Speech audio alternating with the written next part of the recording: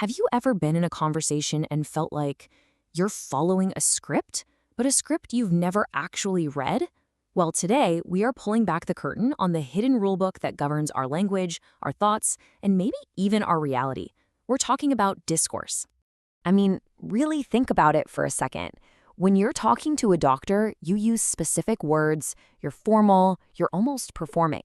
But then you turn around and tell your best friend the exact same story, and it's relaxed, it's messy, it's totally different. They're both just conversations, right? So why do they feel like they're happening on different planets?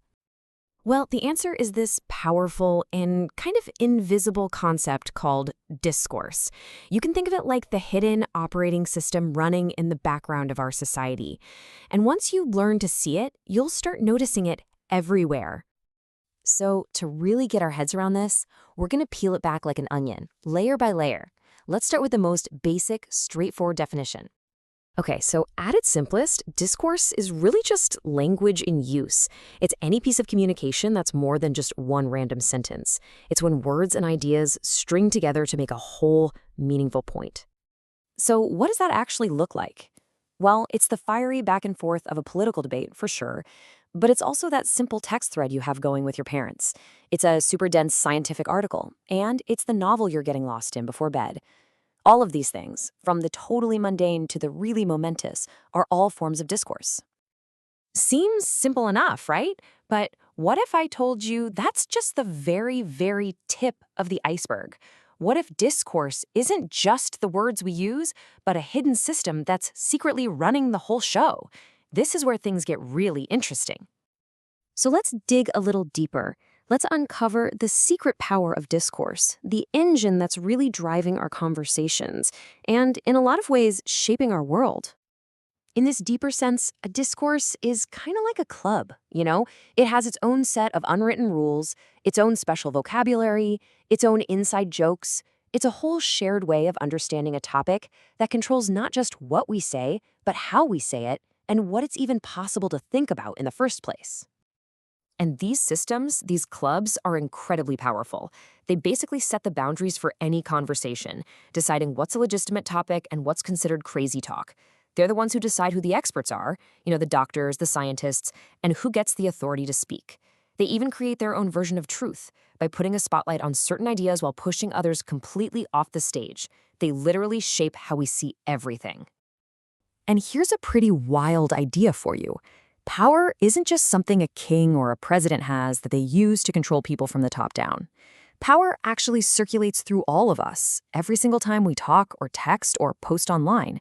Every time we participate in one of these discourses, we are an active part of this system, whether we realize it or not. Okay, I know, this is getting a little abstract. So let's bring it all back down to earth and look at how these hidden systems actually play out in our day-to-day lives. Just take a look at this. In the medical world, when you hear words like diagnosis or prescription, they immediately create a power dynamic, right? The doctor has the knowledge and the patient is expected to comply. Or think about education. Terms like standardized test and GPA have come to define what success means for a student, which is a very specific and some people would say very narrow way of looking at learning. Each one of these is its own little linguistic universe with its own set of rules. And here's the really crucial part. When you're deep inside one of these discourses, it's like you're wearing blinders. You might not even realize that other ways of seeing the world even exist. So for example, a wellness discourse that's totally focused on dieting might completely leave out any talk about mental health. Not because it's trying to be mean, but because those ideas just aren't part of its accepted language. And it's super important to remember that these systems don't exist in a vacuum. They're all constantly bumping up against each other, overlapping, competing for our attention, and influencing one another. It's like a huge crowded marketplace of ideas where all these different ways of talking are battling it out for dominance. So we've looked at these huge, society-wide systems.